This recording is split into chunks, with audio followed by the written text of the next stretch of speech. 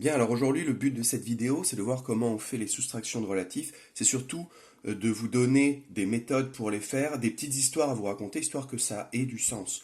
Je vous rappelle donc une soustraction. Quand on voyait ça en primaire, on appelait ça une différence. C'est bien un écart, hein. Quand on fait 10 moins 7, ça fait 3. C'est bien l'écart qu'il y a entre 7 et 10. On disait souvent, 7 pour aller à 10, il faut combien? Donc souvent, ça fait un petit peu à l'envers, hein. 7 pour aller à 10, il faut combien? Il faut 3. Cette petite histoire d'écart, de différence, de variation, on la retrouve. Je vais vous proposer trois petites histoires différentes. Soit l'histoire des températures qui varient entre le matin et le soir. On peut aussi parler d'un ascenseur avec un étage qui change. Et on peut aussi parler tout simplement d'une addition à un trou. Par exemple, ici, si je dis le matin il fait 7 degrés, le soir il fait 10, quelle a été la variation? Elle est de 3. Avec l'ascenseur, si je suis à l'étage 7, je veux aller au 10, il faut que je monte de 3. Ou bien, je vous rappelle qu'en la lisant à l'envers, on doit toujours vérifier que 3 plus 7, ça fait 10. Donc ça va nous permettre de donner du sens aux soustractions de relatifs. Ça va être un petit peu répétitif, mais je vais le faire pour les 4 exemples. Ici, si le matin il fait moins 6 et que le soir il fait plus 12, la température elle a monté. Elle est montée de 18 degrés.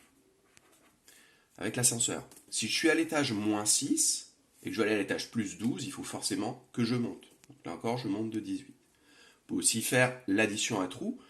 Si j'ai perdu 6 et qu'au final je veux avoir plus 12, il faut bien que j'ai gagné plus 18. Il faut que ça plus ça me redonne ça.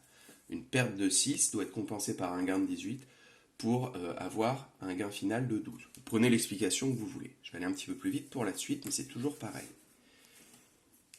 Température. Si le matin il faisait plus 7 et que le soir il faisait plus 4, la température elle a baissé. Elle a baissé de 3 degrés.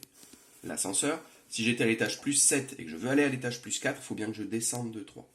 Et enfin, si j'ai gagné 7 et qu'au bout de la journée, il se trouve que j'ai seulement gagné 4, c'est forcément que la partie d'après, j'ai perdu 3. Ici, je recommence. La température. Si le matin, il faisait plus 8 et que le soir, il faisait moins 11, la température, elle est descendue. Elle a énormément baissé. Elle a baissé de 19 degrés. Avec l'ascenseur, si je suis à l'étage plus 8, je veux descendre au sous-sol, moins 11, là, il faut, encore une fois, je descende les 8 étages, puis ensuite, les 11 sous-sols, ça va me faire une différence de moins 19. Et enfin, si je commence à gagner plus 8, mais qu'à la fin de la journée, j'ai perdu 11, on peut dire que j'ai fait une très mauvaise partie, entre-temps, j'ai perdu 19. Voilà, trois façons différentes d'expliquer tout ça. Et je termine là-dessus. Si le matin, avec la température, il faisait moins 5, le soir il faisait moins 8, la température, ici aussi, elle a baissé de 3. Si j'étais au sous-sol moins 5 et que je veux aller au sous-sol moins 8, il faut que je descende de 3. Si ma première partie c'est moins 5 et qu'à la fin j'ai moins 8, c'est que ma deuxième partie j'ai forcément fait moins 3. Alors voilà, trois petites histoires différentes pour donner du sens à ça, sachant que maintenant on va voir une technique pour aller plus vite.